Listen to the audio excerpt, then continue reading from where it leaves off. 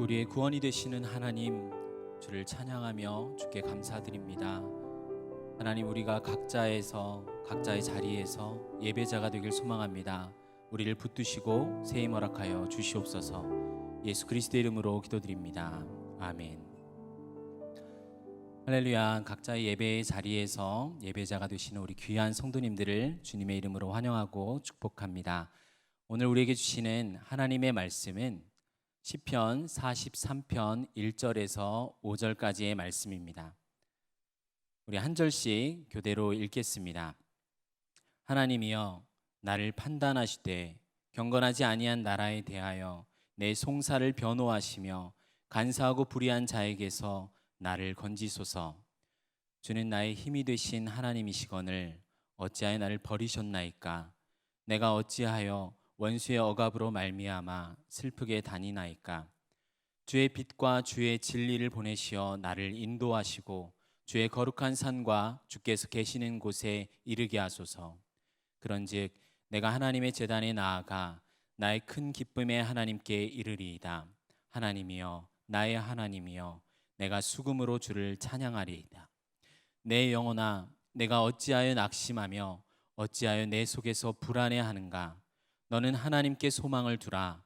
그가 나타나 도우심으로 말미암아 내 하나님을 여전히 찬송하리로다. 아멘. 오늘 우리가 읽은 시편 43편은 어제의 42편과 구분되어 있지만 이 둘을 하나의 시편으로 보는 것이 널리 알려져 있습니다. 42편의 9절이 오늘 2절과 그리고 42편의 5절, 11절이 오늘 5절과 반복되는 내용을 갖고 있습니다. 그리고 표현과 사상도 또한 동일합니다. 어떤 히브리어 사본에는 이 두 시편이 하나로 연결되어 있습니다. 시인이 누구인지에 대해서는 다양한 의견이 있어요. 시인이 왕궁과 성전에서 멀어진 것을 볼 때 왕궁에서 쫓겨난 제사장이거나 쫓겨난 포로일 거라고 주장하기도 합니다. 그러나 헬라어 번역본에는 다윗의 시편이라는 부제가 붙어 있습니다. 그래서 우리는 왕궁에서 도망친 다윗이라고 보는 것이 더 설득이 있습니다. 우리 함께 1절을 다시 읽겠습니다. 하나님이여, 나를 판단하시되 경건하지 아니한 나라에 대하여 내 송사를 변호하시며 간사하고 불의한 자에게서 나를 건지소서. 시인과 마찬가지로 대적들의 정체도 분명하지는 않습니다. 다윗으로 보게 되면 그를 죽이려는 사울일 왕일 수도 있고 다른 지도자나 국가적인 대적이 될 수도 있습니다. 왕일 경우에 그 왕의 대적은 왕이 다스리는 공동체의 대적이기도 합니다. 그래서 이 시는 개인적인 탄식과 더불어 공동체의 탄식시이기도 합니다. 다윗과 그 이후 시대의 예배 때마다 불려지고 또한 이후의 포로기 때 백성들이 탄식하며 부르는 것을 생각하면서 이 시를 보면 느낌이 사뭇 다를 것입니다. 또한 이렇게 우리가 잘 알 수 없는 시인과 대적은 의도적으로 우리를 위해 그렇게 전해진 것입니다. 우리 각자마다 다양한 상황에도 불구하고 어쩌면 개개인에게 정확하게 적용이 되고 우리 개인의 경건에 깊이 사용되기 때문입니다. 이제 내용을 한번 살펴보겠습니다. 누군가 하나님, 나를 판단하소서 라고 말하는 것을 들으면 어떤 이는 깜짝 놀랄지도 모르겠습니다. 보통 하나님께 저를 용서해 주세요 라고 말하는 건 우리는 자주 듣지만 나를 판단하소서 이렇게 자신 있게 말할 수 있는 사람은 많이 없잖아요. 그러나 단순히 나는 아무 죄가 없는 사람이라는 의로운 사람이라는 그런 말은 아닙니다. 하나님을 믿지 않는 악한 자가 지금 주의 자녀를 대적하고 있으니 이것을 구별해 달라는 말입니다. 이 경건하지 아니한 나라는 간사하고 불의한 자라고도 오늘 표현됩니다. 간사함과 불의는 마치 쌍둥이 독사처럼 서로 붙어 있습니다. 악인 중에는 이렇게 사악한 머리와 함께 강한 힘을 동시에 갖춘 자들이 얼마든지 있습니다. 그렇게 하나님의 백성을 괴롭히고 억압하기도 합니다. 그래서 지금 시인은 공경에 빠져 있어 슬픔 가운데 있다고 오늘 말하고 있습니다. 오늘날은 우리 어떤가요? 다윗이나 이런 시편이 쓰인 시대보다 이미 수천 년이 흘렀습니다. 그렇게 시간이 많이 흐르니까 사람의 마음은 좀 더 양심적이 되고 더 도덕적이 되었을까요? 그렇지는 않죠. 만물보다 거짓되고 부패한 것이 사람의 마음입니다. 사람의 의는 더러운 옷과 같아서 인간의 어떤 노력으로도 벗을 수가 없습니다. 우리 주님의 제자들이 복음을 전할 때 사탄이 하늘로부터 번개같이 떨어졌다고 하셨습니다. 그리고 그리스도께서는 십자가를 지심으로 사망을 정복하셨습니다. 그러나 최후 심판 전까지는 지금의 종말의 때에는 여전히 악인의 발버둥이 더욱 심합니다. 신자가 예배를 드리지 못하도록 방해하고 장애물을 가져다 둡니다. 또한 죄를 짓지 않고 정직하고 진실되게 살아가는 자가 있다면 그는 어리석은 자라고 조롱하고 비방합니다. 남들 다 이렇게 사는데 너는 뭐가 그렇게 다르고 유별나냐, 이렇게 조롱합니다. 이것은 우리의 가정과 직장 그리고 사회의 모든 관계에서 적용됩니다. 간통죄가 사라진 대한민국에서 부부의 도리를 지키면서 한 사람을 위해 내 마음과 책임을 다하는 모습을 찾기가 쉽지 않습니다. 자녀를 향한 교육은 간섭은 최소한 하고 가장 가까이에서 보지만 또한 간섭하지 않는 것이 가장 좋은 교육이라고 합니다.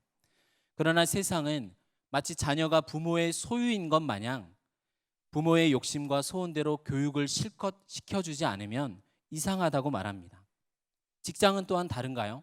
직장 역시 편법을 쓰지 않고 열심히 일하고 땀과 노력으로 열매를 거두는 것보다 이렇게 잘 정보를 갖고 투자하면 또한 이익을 취할 수 있고 얼마든지 자기의 노력보다 더 나은 열매를 거둘 수 있다라고 이야기하는 것도 많습니다. 이런 세상에서 말씀대로 정직하게 살아가는 자들은 어리석고 미련해 보이기도 합니다. 그래서 불의한 집단과 악인에게 의인들은 소송을 당하기도 쉽고 조롱을 받습니다. 그러나 성도 여러분, 세상의 평가가 하나님의 평가보다 중요하지 않습니다. 보통 대중의 목소리는 많은 사람들에게는 무게가 더 있지만 어떤 소수에게는 하나님의 말씀이 더 무게가 있습니다. 좁은 길, 좁은 문을 들어가는 매우 적은 이가 바로 신자입니다. 하나님께서 내 편이심을 내 양심이 알고 있으면 우리는 세상 사람들의 거짓된 목소리를 흘려버릴 수 있습니다. 우리가 진짜 의식하는 분은 과연 누구입니까? 우리 하나님께서 만인의 재판장이 되십니다. 하나님은 언제나 옳은 판단을 하시는 분이세요. 그러나 단지 최후의 잘잘못을 따지기만 하시는 분이 아니라 우리가 살아가고 있는, 우리에게 벌어지고 있는 오늘 하루 속에서 우리의 잘못을 고치시고 바르게 질서를 잡아주시는 분이 되십니다. 악한 이들의 비방과 조롱 속에서도 하나님이 간섭하시면 어려움은 해결되고 마침내 자유를 맛보게 됩니다. 하나님께서는 우리의 어려움을 가만히 숨죽이고 쳐다만 보지 않으십니다. 그래서 약속 안에 있지 않은 악한 이들의 불의에 진노하고 계십니다. 불의한 이들을 심판하시고 당신의 백성을 구원하심으로 자신의 거룩하심을 드러내고 계십니다. 우리 오늘 본문 2절을 함께 읽겠습니다. 주는 나의 힘이 되신 하나님이시거늘 어찌하여 나를 버리셨나이까? 내가 어찌하여 원수의 억압으로 말미암아 슬프게 다니나이까? 그러나 이렇게 하나님이 나의 힘이 되신다라고 확신할 때 갈등이 따라옵니다. 하나님께서 나의 힘이 되신다면 왜 시인은 버림받은 것처럼 느껴질까요? 그 이유는 지금 내 눈앞에 펼쳐진 상황이 실패로 보여지기 때문입니다. 시인은 악인들에게 내 하나님이 어디 있느냐 이런 조롱을 받습니다. 사실 하나님께서 우리를 저버리실 이유는 우리 자신에게 찾으면 많습니다. 그러나 하나님은 어떤 이유로도 그렇게 하지 않으십니다. 때론 잠시 우리를 버려두신 것처럼 느껴지는 것도 사실입니다. 내가 바라는 시험에서 몇 년째 합격을 못하고 있거나 운영하는 사업이 잘 안 풀릴 수도 있습니다. 시인처럼 정말 악한 이들과 법적인 투쟁을 하면서 정말 뼈와 진액이 마르는 것 같은 고통을 느끼는 분도 계십니다. 그래서 더 이상 울 힘도 없어서 주저앉고 있는 경우도 우리 주변에서 볼 수 있습니다. 연약한 우리가 우리의 죄로 인해서 우리의 잘못된 선택과 욕심을 따라 고난을 당할 수도 있지만 그 이외에도 하나님께서는 때로 신비한 시련을 우리에게 겪게도 하십니다. 고난의 광야가 하나님의 백성인 우리에게 왜 필요할까요? 먼저는 우리의 주인 대신 하나님을 찾고 하나님에게만 소망을 두게 하시기 위함입니다. 하나님은 우리의 신앙이 가장 좋을 때 영원한 천상적 나라로 우리를 데려가시지 않습니다. 온갖 유혹과 불의가 가득한 이 땅에서 인내하며 하나님에게만 구원의 소망을 두길 원하십니다. 하나님께서는 신의 산에서 이스라엘 백성을 신부로 부르셨습니다. 요즘은 신혼여행을 외국으로 가는 게 많이 제한되잖아요. 그래서 제주도나 남해, 강원도로 많이들 떠납니다. 그런데 신랑 되신 하나님께서는 신부인 이스라엘을 데리고 아무것도 없는 광야로 신혼여행을 떠나셨습니다. 왜 그렇게 하셨죠? 신랑인 나만 바라보라는 것입니다. 신부를 먹이는 음식과 물, 시원한 그늘과 밝은 빛을 통해서 이것을 주는 신랑이신 하나님만을 바라보라는 것이죠. 하나님을 가장 사랑하고 하나님을 닮아가길 원하십니다. 이 신랑이 부재한 광야에서 생존할 능력은 신부에게는 없습니다. 광야에서 이스라엘을 낮추시고 줄이게 하시면서 그들이 세상에서 경험해 본 적 없는 하늘로부터 내리는 양식을 먹었습니다. 이것이 바로 하나님의 말씀으로 우리가 사는 존재임을 알리기 위해서입니다. 우리 3절과 4절을 함께 읽겠습니다. 주의 빛과 주의 진리를 보내시어 나를 인도하시고 주의 거룩한 산과 주께서 계시는 곳에 이르게 하소서. 그런즉 내가 하나님의 제단에 나아가 나의 큰 기쁨의 하나님께 이르리이다. 하나님이여 나의 하나님이여 내가 수금으로 주를 찬양하리이다.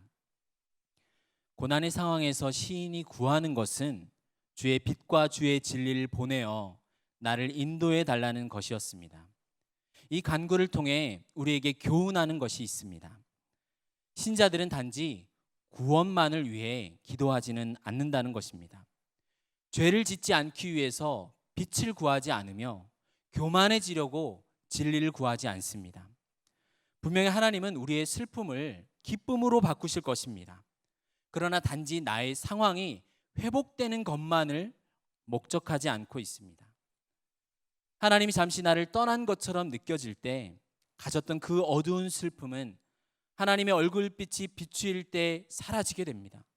적들의 거짓 조롱은 진리 안에서 민망해질 것입니다. 약속대로 신실한 사랑이 부어질 때 시인은 고난을 통과하고 도달하길 간절히 소망했던 한 장소를 우리에게 소개합니다. 주의 거룩한 산과 주께서 계시는 곳에 이르게 하소서. 우리라면 지겹게 힘든 소송에서 이기거나 멀리 고향을 떠났다가 어렵게 돌아왔을 때 가장 먼저 가고 싶은 곳이 어디일까요? 다윗이 구원받아 예루살렘에 돌아올 수 있게 된 경우에 그의 발은 자신의 집으로 향하거나 친구를 만나는 것이 아니었습니다. 대적들의 압제 속에서도 시인은 맨 먼저 하나님의 단을 향하는 것이었습니다. 시인은 자신의 온 마음을 그 제단에 바치고자 했으며 그 일을 허락받는 게 그의 가장 큰 행복으로 여겼습니다. 그래서 시인은 나의 큰 기쁨의 하나님께 이르리로다 라고 말했습니다. 기쁨의 정수, 내 기쁨의 기쁨이신 하나님입니다. 나의 기쁨 중에 기쁨이신 하나님께 나아가길 소망합니다. 하나님의 처소에 들어가 하나님께서 행하신 일을 찬양하길 이렇게 시인은 원했습니다. 코로나의 단계가 내려가고 마침내 종식될 때 우리가 가장 먼저 향하길 원하는 곳은 어디일까요? 마치 철이 자석에 이끌리듯이 우리가 향할 기쁨의 근원은 어디인가요? 빛과 진리는 우리로 하여금 하나님의 친밀한 교제가 가득한 예배로 우리를 인도합니다. 하나님의 말씀과 찬양, 기도, 성도의 교제가 가득한 예배를 우리 성도님들이 간절히 원하시는 것을 알고 있습니다. 시인을 비롯한 성경에 나온 모든 신자들은 모두 예배가 그 삶의 중심이고 목표였습니다. 하나님은 자신의 모든 기쁨을 우리에게 두셨죠. 우리 모두 예배하는 자 되어 주를 예배하길 소망합니다. 비록 지금은 각자의 자리에서 예배하지만 주께서 우리를 인도하실 것입니다. 우리가 주께로부터 나오고 주로 말미암아 주께로 돌아가는 이 인생의 비밀을 붙들어야 합니다. 고난으로부터 교훈을 하나도 얻지 못하고 주님이 아닌 부산물에 우리의 마음이 붙잡히면 우리는 다람쥐 쳇바퀴 돌듯 다시 이 광야의 고난을 재수강할 수밖에 없어요. 구원의 힘은 나 자신에게도 없고 어제 약속한 것을 지키지도 않고 오늘은 연락도 안 되는 그런 연약한 인간에게 이 구원의 능력이 있지 않습니다. 시인에게 주어진 빛과 진리는 하나의 실제로서 우리에게 이미 주어졌습니다. 이 둘은 한 분 그리스도를 이야기합니다. 나는 세상의 빛이니 나를 따르는 자는 어둠에 다니지 아니하고 생명의 빛을 얻으리라. 내가 곧 길이요 진리요 생명이니. 여전히 이 세상에 악하고 속이는 자들로부터, 그리고 우리의 죄를 송사하는 마귀로부터 우리를 변호해 주시는 분이 계십니다. 하나님의 영광의 광채이시며 본체의 형상이신 아들 그리스도이십니다. 아버지께 보냄받아 우리 인생의 어두운 그늘을 거두시고 진리로 우리의 거짓을 정복하셨습니다. 빛과 진리이신 그리스도를 통해 우리는 거룩한 산에 아무 두려움 없이 오를 수 있게 되었습니다. 그러나 만약 세상이 주는 빛과 진리를 참된 것이라 여기고 참 빛과 진리이신 그리스도의 말씀에 순종하기를 버린다면 그는 어리석은 자가 되고 말 것입니다. 우리 5절을 함께 읽겠습니다. 내 영혼아 내가 어찌하여 낙심하며 어찌하여 내 속에서 불안해하는가. 너는 하나님께 소망을 두라. 그가 나타나 도우심으로 말미암아 내 하나님을 여전히 찬송하리로다. 여기서 우리가 알 수 있는 사실은 완전한 승리를 얻기까지는 다윗의 마음에 슬픔과 위안이 뒤섞여 있다는 사실입니다. 죄나 죄로 인한 슬픔이 쉽게 진정되지는 않습니다. 때론 잘못 생각하면 자신에게 있는 슬픔이 진정되지 않아 모든 것을 포기하고 상실해버리는 사람들도 있습니다. 그러나 시인은 혼란에 빠졌을 때 그렇게 하지 않았어요. 자신을 점검했지만 이내 다시 혼란이 생겼습니다. 스스로 자기 영혼을 거룩하고 복되고 평안한 상태로 만들기에는 역부족이었어요. 그러나 하나님께 그가 소망을 둘 때 하나님께서 나타나 도우심으로 말미암아 시인은 이제 하나님을 찬송하게 될 것을 말하고 있습니다. 우리가 약을 쓸 때 한 번 먹었다고 병세가 쉽게 사라지지 않습니다. 며칠 계속 먹고 지속적인 투약이 요구됩니다. 마찬가지로 우리가 나의 영혼을 책망하고 하나님 앞에 기도로 다시금 나아가더라도 여전히 슬픔에 쉽게 빠져들 수 있습니다. 그러나 우리는 계속해서 하나님께 나아가야 합니다. 어쩌면 슬픔과 침체가 지속될 수도 있습니다. 그래도 결코 포기하지 마십시오. 마침내 하나님께서 나타나 도우실 것입니다. 신자와 불신자를 볼 때 연약한 성품은 동일합니다. 이 땅에서 겪는 고난도 비슷합니다. 그러나 서로 품는 소망은 전혀 다릅니다. 불의한 자들의 소망은 역경의 바람이 불면 날아가 버리죠. 그러나 의인의 소망은 하나님이시기에 견고합니다.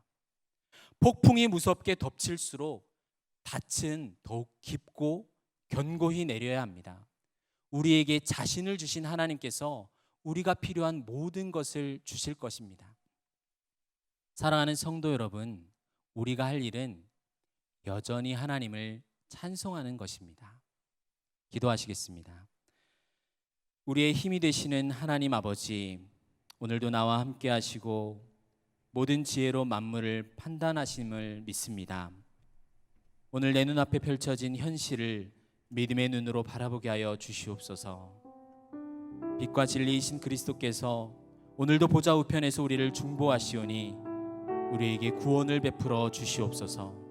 모든 상황에서 하나님을 찬송하게 하여 주시옵소서. 예수님의 이름으로 기도드립니다. 아멘.